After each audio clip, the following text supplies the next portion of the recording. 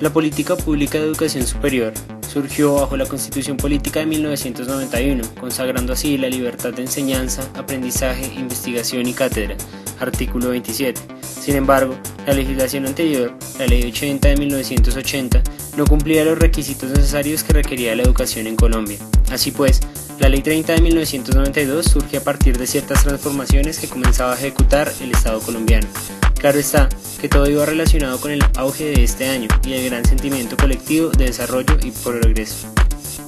La ideología partidista, en el contexto de la Ley 30 de 1992, se dio bajo el gobierno de César Gaviria con el respaldo del Partido Liberal Colombiano, basado en el liberalismo, siendo esta una corriente filosófica, económica y política que promueve las libertades civiles y se opone a cualquier forma de despotismo.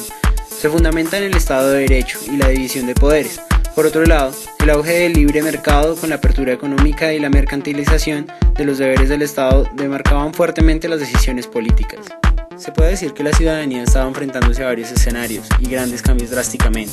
Por un lado, la esperanza de progreso bajo la promulgación de la nueva Constitución Política de Colombia, que llevaba consigo los diálogos con la guerrilla del M-19 y la participación de más sectores sociales.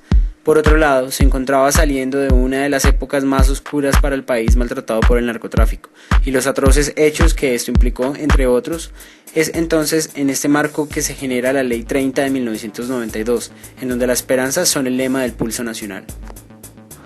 Dentro del marco de la formulación de la Ley 30 existían varios actores, cada uno de ellos con intereses propios. Al interior del mismo gobierno existían posiciones encontradas.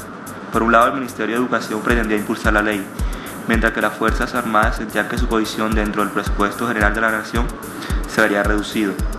Intereses privados también estaban detrás de la ley, con la intención de que ésta pase en el Congreso y sea sancionada, ya que permitiría a personas o grupos particulares la capacidad de crear instituciones de educación superior.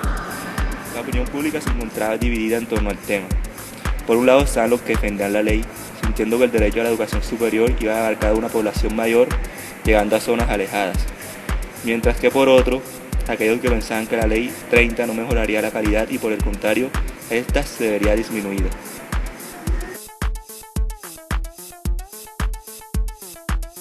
La política pública de educación superior fue formulada desde la agenda presidencial, en donde se tuvo en cuenta un contexto visto hacia la globalización y avance del país. Desde esta forma, se hace necesaria una ley que promueva el desarrollo académico e intelectual de la sociedad colombiana, en donde por medio del Consejo fue aprobada dicha ley e implementada en diversas actividades, infraestructuras y nuevos diseños académicos desde el Ministerio de Educación Nacional de Colombia. Teniendo en cuenta las definiciones de diseños por Richard Elmore en su libro Political Science Quarterly, se puede observar en la Ley 30 de 1992 se manejó un diseño prospectivo, ya que dentro de la formulación de esta buscaba generar garantías en lo que compete a lo académico con visión hacia un futuro. Por otro lado, es necesario ser consciente frente al sistema colombiano y el que éste permita realizar diversas reformas frente a una ley, lo cual tendría desde cierta perspectiva algo de diseño retrospectivo. Enfoque del análisis sobre la implementación de la Ley 30 de 1992. Con el fin de dar cuenta del enfoque utilizado en el presente análisis, será una breve descripción de cada uno de estos, top-down, bottom-up o si es mixto. Esto con miras a dejar claras las diferencias y similitudes entre cada uno de ellos y sustentar el enfoque escogido. Para iniciar, se puede decir en términos generales que el enfoque top-down tiende a subrayar el imperativo de cumplir lo más fielmente los posibles objetivos originales de las políticas, haciendo énfasis en la necesidad de atender con mucho cuidado los factores administrativos y organizacionales que intervienen en la implementación. Por otro lado, el enfoque bottom-up generalmente acepta de entrada que los objetivos principales de las políticas públicas serán modificados en el transcurso de su implementación, dado esto en un proceso de adaptación a los contextos particulares, ya que es inevitable y debe tenerse en cuenta desde el momento del diseño de la política pública. Lo mencionado anteriormente y por cómo se han expuesto las características de cada enfoque, es propicio para esta investigación basarnos en la utilización de los enfoques de una forma mixta. Esto porque si bien es cierto que los modelos top-down intentan llegar a un momento ideal, siendo este uno de los objetivos, y por otro lado buscar regular los aspectos de la educación superior, Por otro lado, no se puede desconocer la participación de múltiples sectores en este proceso. Al tratarse de una política de tal magnitud, recae en manos de distintos sectores y agentes, siendo el Estado un actor más.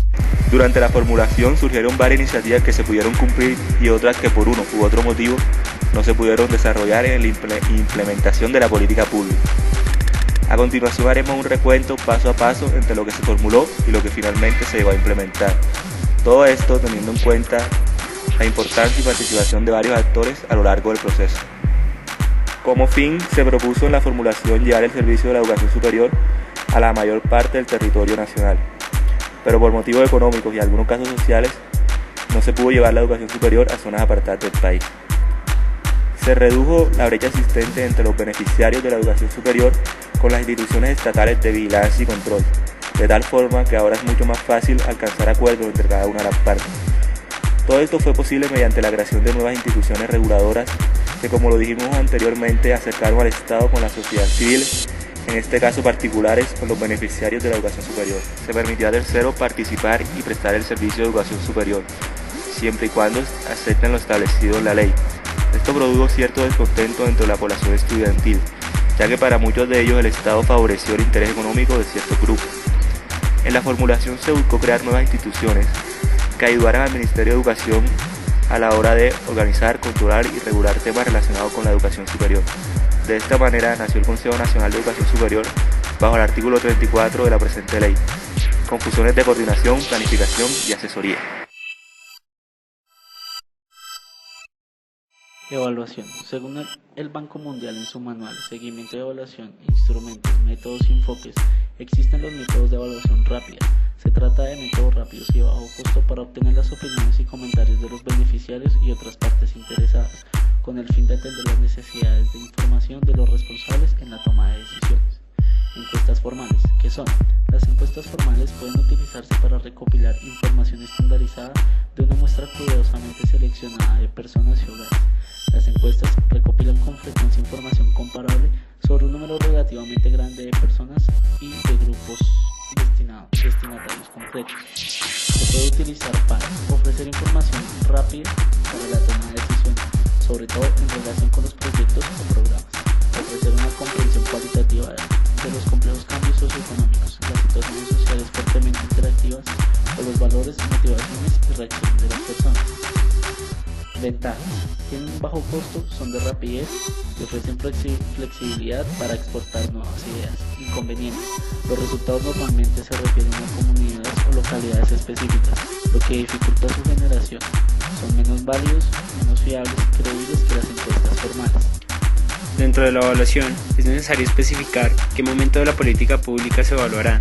En este caso, se tendrá en cuenta que es una evaluación ex post, dado que se evaluarán las posibles consecuencias desde el año de inicio de dicha política, analizando su formulación e implementación.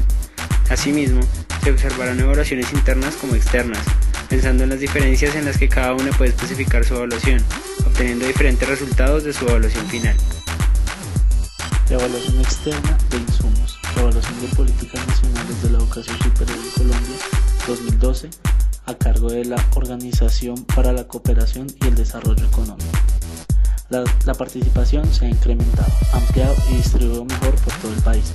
El sistema de educación superior cubre todas las necesidades económicas de Colombia en cuanto a mano de obra calificada, aunque posiblemente no en igual medida. El gobierno tiene planes claros y bien fundamentados, así como aspiraciones para el crecimiento y el desarrollo de futuros en la educación superior.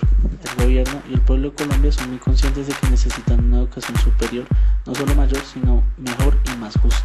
Por tanto, el aumento de la cobertura debe ir acompañada de la calidad, pertinencia y acceso equitativo. Las mejores universidades del país están alcanzando estándares internacionales. Colombia posee un proveedor de educación útil y abierto a empresas, la cual es el SENA. Aspectos problemáticos. El equipo evaluador ve una serie de aspectos menos positivos en el sistema colombiano de educación superior, para los cuales se requieren mejoras si se quiere cumplir los planes del gobierno y las esperanzas de las personas. Primero, las principales partes interesadas de la educación superior, aunque en general coinciden con los objetivos de expansión e igualdad inherentes a los planes de gobierno, se han mostrado reacias a dotar al gobierno de las medidas necesarias para implementar las correspondientes medidas. Por el momento, el rechazo de la propuesta de la reforma de 2011 ha impedido que el sistema de educación superior reciba los nuevos recursos necesarios y ha bloqueado otros cambios esenciales o muy recomendables. Segundo, la desigual distribución de los recursos públicos entre instituciones de educación superior engendra diferencias en los valores de matrícula que tienen poco que ver con su calidad o con las perspectivas laborales que ofrecen a sus alumnos. Tercero, un gran número de procesos y decisiones importantes, incluidos los acuerdos financieros de las instituciones privadas, podrían ser más transparentes. Además, los sistemas nacionales de información y datos podrían ser de más fácil acceso. Cuarto, los niveles de inversión en investigación e innovación son muy bajos en comparación con los estándares internacionales.